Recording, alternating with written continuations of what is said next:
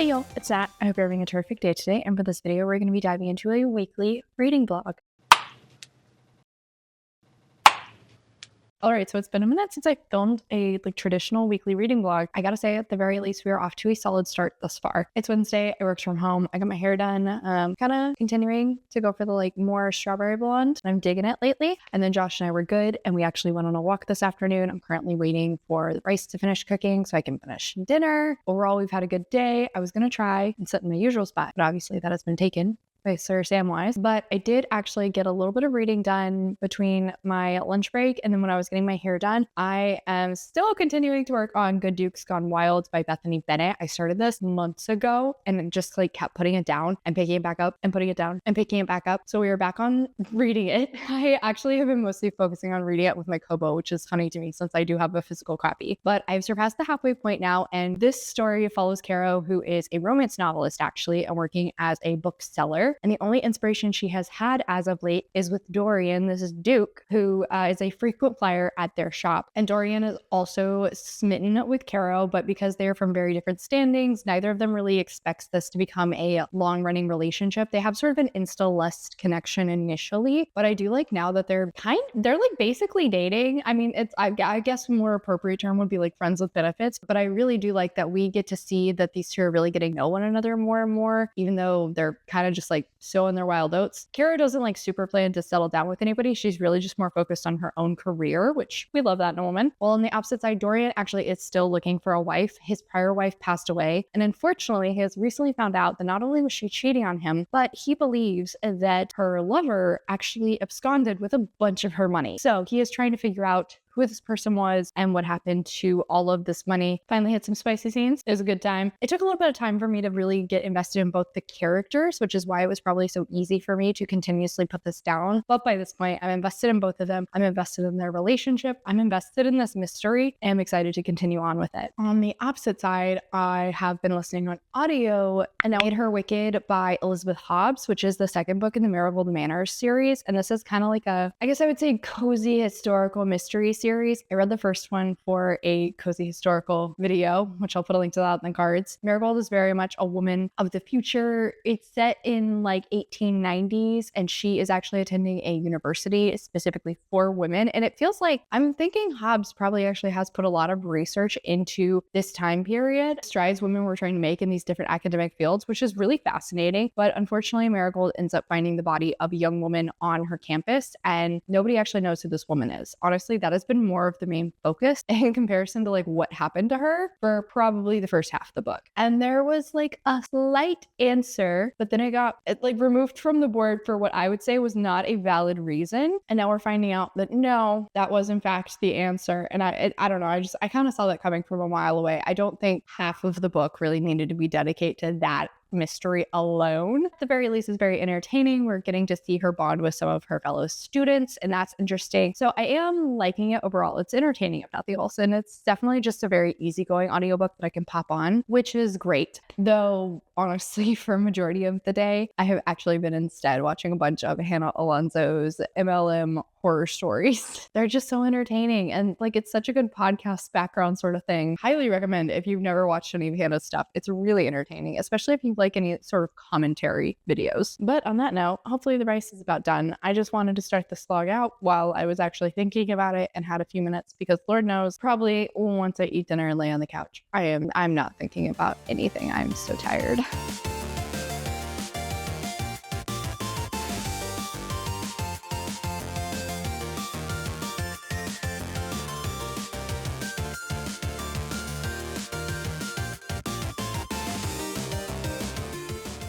Good morning, friends. Happy Friday. I'm so glad it is Friday. So I went to my brother's last night and we continued watching a little bit more into Mall Shadow Lord. Really liking it. It was so good. I mean, Sam's performance of Maul is just phenomenal across the board. I love it. It is so amazing. But also, I just absolutely love getting to see any fight scenes with Maul that make me think of Ray Park. It's literally just getting the best of both of them for this character that is so good. And I love it. I love it so much. But also, I have thoughts about where I think the plot is going. I'm very intrigued. So really enjoying that. But apart from it, I did also want to talk to you guys because I've hit, I think, about 80% now into Made Her Wicked by Elizabeth Hobbs. I am enjoying this book, but I'll backtrack actually. I thought I had put everything together by this point and was literally getting so irritated that Marigold, who is supposed to be so clever and so smart, has not figured this out yet. It was driving me up a wall. But we actually just had this like really big reveal. It definitely kind of takes everything I thought I knew and flips it a little bit, but it does not change who I believe is behind everything. It does not change who I believe to be the perpetrator. I'm still a little bit frustrated that Marigold has not figured that out. Like, come on, babes, what are you talking about? Let's go. At the very least, it did add a new layer of things that made some excitement and has me a little bit more interested to see how things are going to round out at the end. And then also there is a slight romantic element in this series where she has this guy Cab who is like her childhood sweetheart essentially, and he wants to marry her, but she doesn't want to settle down at any point because she thinks settling down would mean she can't live out her dreams of being an archaeologist, which, given the time period, valid. Problem for me is the fact that she's like 18. Yeah, I don't blame you for not wanting to settle down in the first place because you're 18. Anyway, I don't feel particularly strongly about Cab, but I think it's just kind of lining up for her to continue to show interest in him while at the same time maintaining this boundary of not taking the relationship any further. So that's a whole thing. Then I think I'm around maybe pushing 70% into Good Duke Gone Wild. I managed some eyeball reading this yesterday and continuing to really like this one too. Had some good spice. That was entertaining. Also, since it does sort of have the mystery angle of like what happened to Dorian's wife's lover, sort of disappeared, and now they've officially figured out that this guy's basically a con man. And so it does have me very curious to see who he's going to turn out to be. How are they going to handle this situation? But also, turns out this guy is related to Lord Bigsby, which I met in the second book. And he's kind of basically this like information broker of the ton. He literally just trades and gossip and secrets. And there was like something there between him and Hattie in the second book. And so the fact that he also shows up here in the first one makes me think he's a returning character. Maybe he is going to be the hero for Hattie's book. But I also like that Dorian is kind of officially starting to realize like, shit, I'm in love with Caro. This is a problem because his mom is still pushing him to try and marry somebody of the ton, somebody who is upper class. He has now learned that Caro's plans for her long-term life is to settle down in the country. And that is not in London where he can easily see her. And he is not a fan of that. So we are starting to get into a little bit of angst in their relationship, but it's angst that like I think you could see coming from a mile away. And at the very least, I still feel like communication lines are pretty open between the two of them. So it doesn't feel like it's being overdone. For the most part, I'm really enjoying both the books I'm reading right now. I do have a horror book I am also in the middle of reading physically, but I haven't really gotten a chance to touch it over the last few days. And I am hoping I can maybe work some on that this weekend possibly. And then I'm throwing around the idea of maybe forcing Josh to listen to a new audiobook with me. Now, chances are we're going to be going to the Ren Faire tomorrow. We have season passes. We've just like been really trying to take advantage of them. And at this point, it's basically like easy entertainment on the weekends, though I have a nasty blister on my toe and I'm not looking forward to trying to walk around with that thing. Anyway, for the rest of the day, I do have some work stuff. I also have a doctor's appointment and I'm planning to go out to lunch with my mom because my parents just got back from a trip recently. So it'll be nice to hang out with her a little bit. We'll see how much reading I get done today.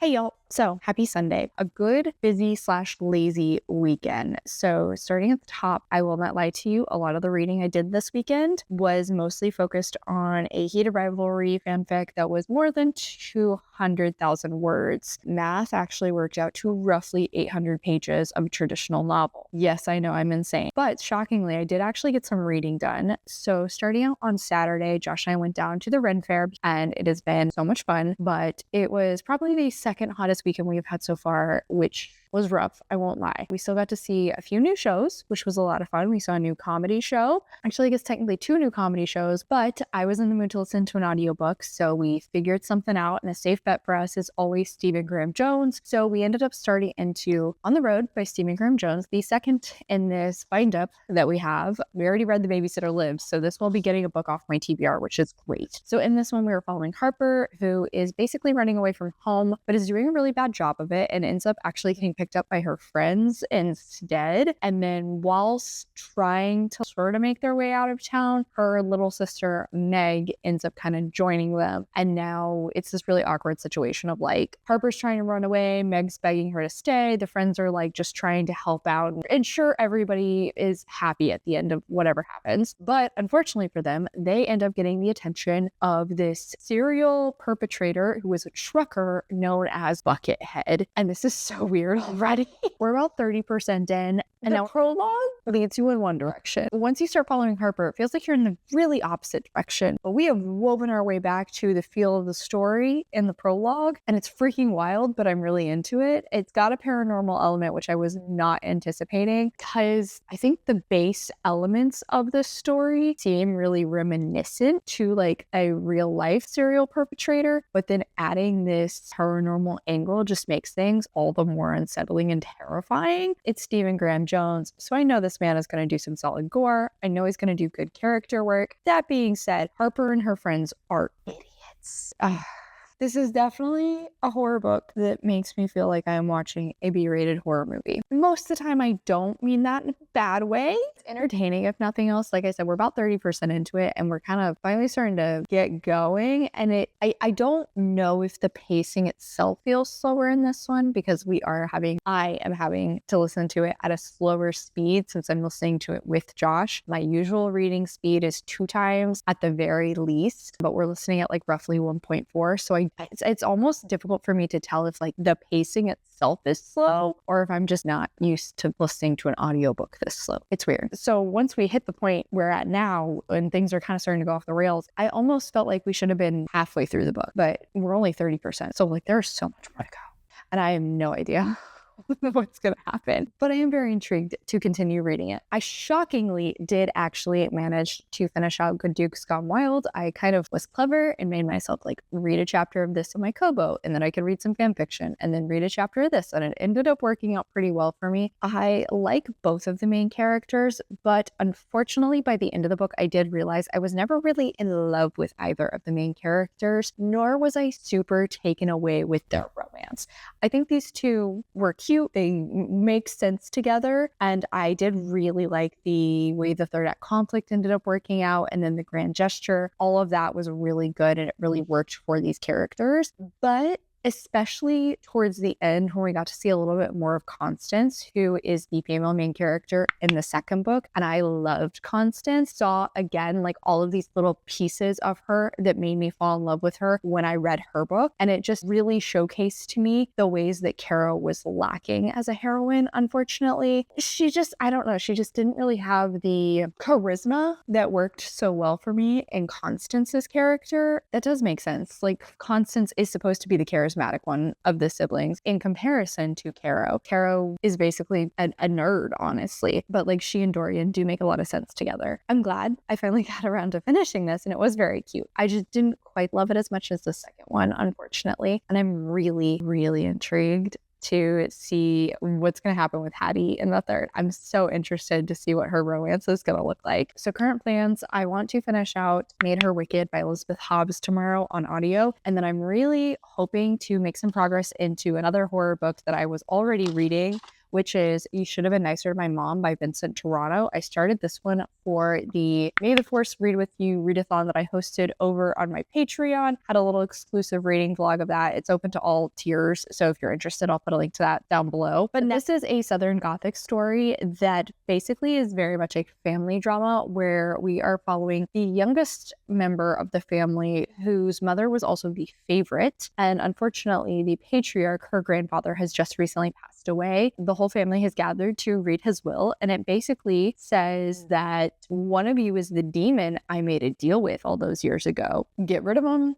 or you will all be damned. And I will say, I'm about 100 pages into this and I am really liking it. It's so family drama, but like in a way that just works really well for me whilst being in a really dilapidated and creepy house. And there's just something a little unsettling that you can't figure out. You can't put your finger on it, but like something feels wrong. And now that we're starting to figure out some of the wrong things with this family, it's like an even stronger feeling because is there a demon or are the horrors just the people in the house? I'm really liking it and I'm really excited to continue with it. So I'm going to be taking this one with me for lunch tomorrow, and here's hoping I'll actually make some good progress in it.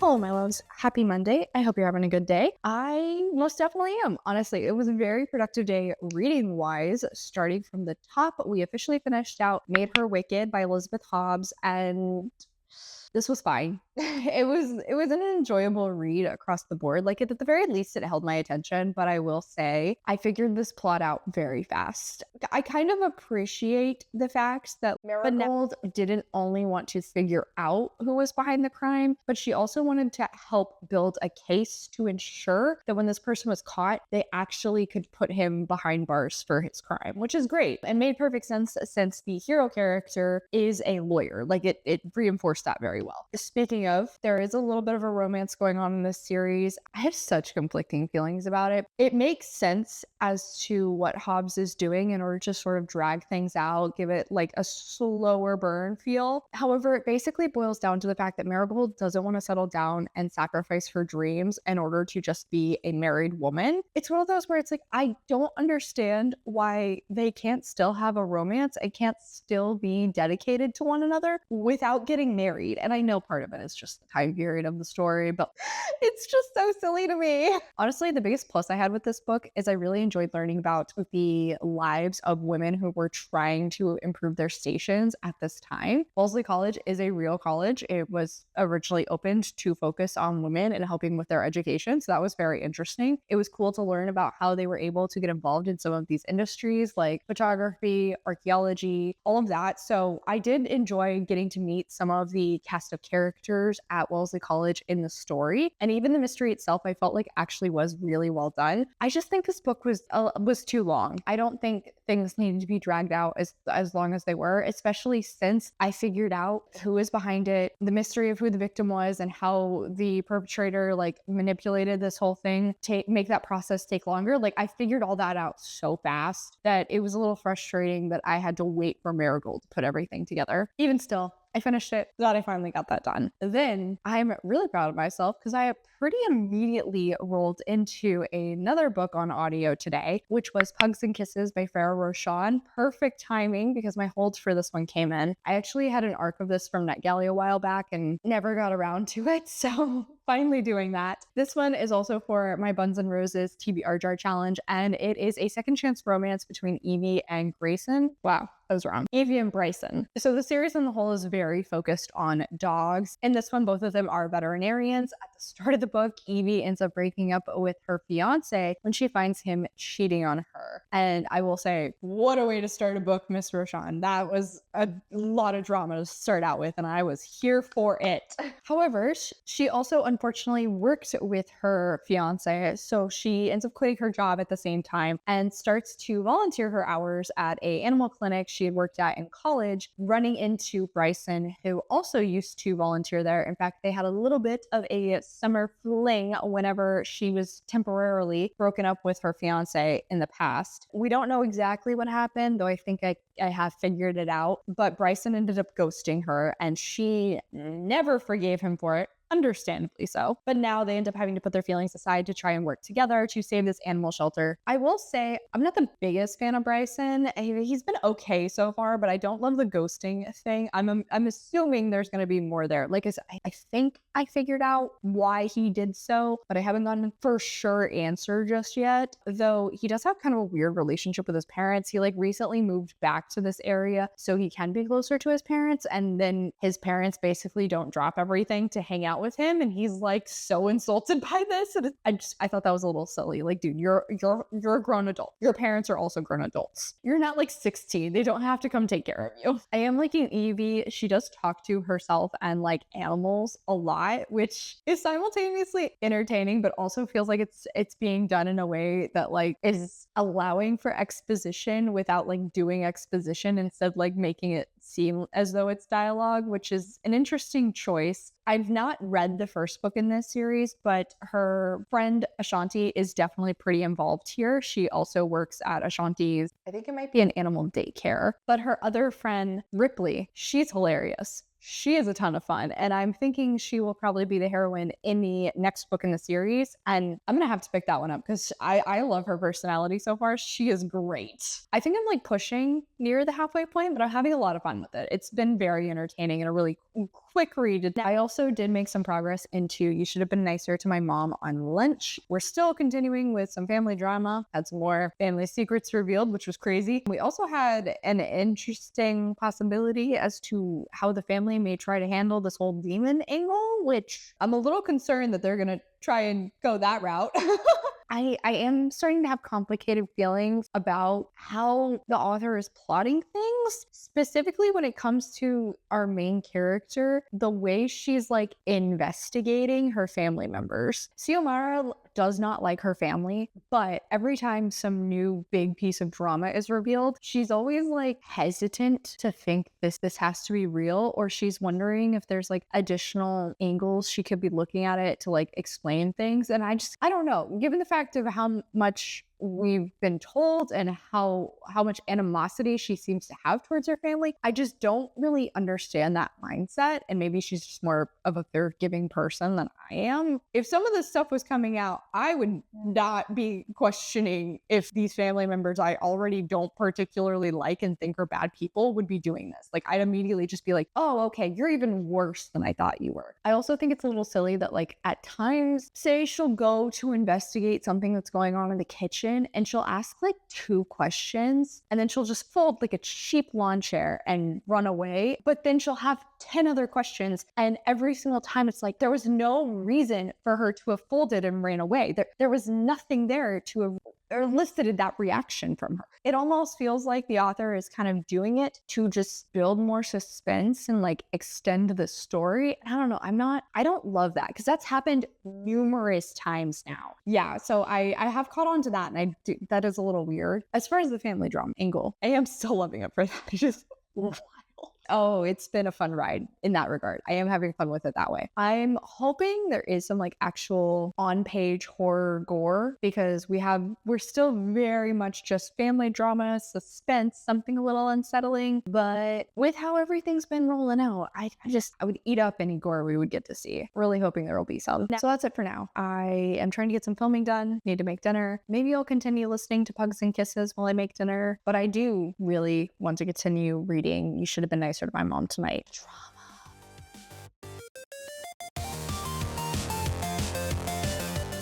Hello, my loves. Happy Tuesday, and officially need to close this vlog out. Why, hello, it's Kitty. First off, I continued on with Pugs and Kisses by Ferrero Rocher, and I am liking this. I don't know. I'm not like swept off my feet with the romance. As I said in my last update, I do have kind of complicated feelings about Bryson. I don't know. He's not my favorite hero. His whole hang up is really coming down to the fact that like they're essentially from different economic backgrounds, which I can understand being like self-conscious about that, or that making certain elements of your relationship require more communication. But I don't know, the way he handles it is just so extreme, and like all I can think is, dude, you need to talk to somebody about this chip on your shoulder, because like it's pretty bad. I don't know, just the way he keeps handling it is basically doing nothing but like making Evie feel bad about something she literally cannot control. I don't really like that. I also feel like, I don't know, given the fact that the book starts with us seeing Evie break up with her ex, by this point, I don't know, it's maybe been like 2 weeks and she already has another boyfriend. Personally, I just feel like she probably should have taken some more time to really realize more comfortable with herself and get used to the life of like not being with somebody, especially since she has been with the same guy for like the last 10 years. Realism brain, I can't help it. It's just turned on that way.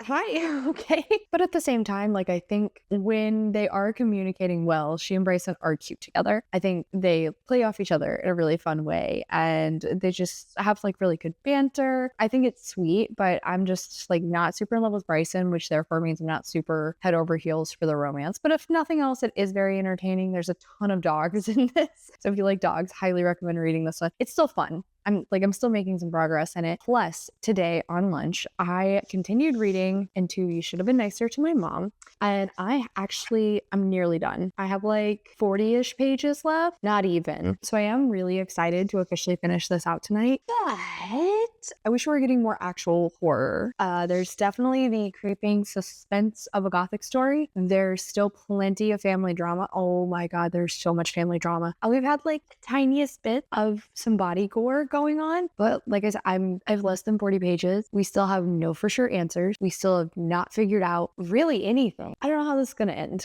I've been having a fun time with it at the very least. With where I'm at right now, I'm like, okay, are you gonna give yourself enough time to really like wrap this up in a satisfying way? Or is it gonna be one of those where like we end on the big dramatic thing and then it's just this major cliffhanger? I don't know. I've been enjoying it overall, but this is making me question if I'm gonna like how the book ends, unfortunately. So we'll see how this goes. So on that note, that is officially it for today, y'all. Thank you so much for coming to my channel. I really appreciate it. Make sure to hit like and subscribe down below. If you made it all the way to the end of this video, let's leave a boba emoji down in the comments. I've got links to all of my socials. If you're not following me on something, down in the description. I come out with videos on Monday and Friday, but until then, I hope you continue to have a terrific day. Love you, bye!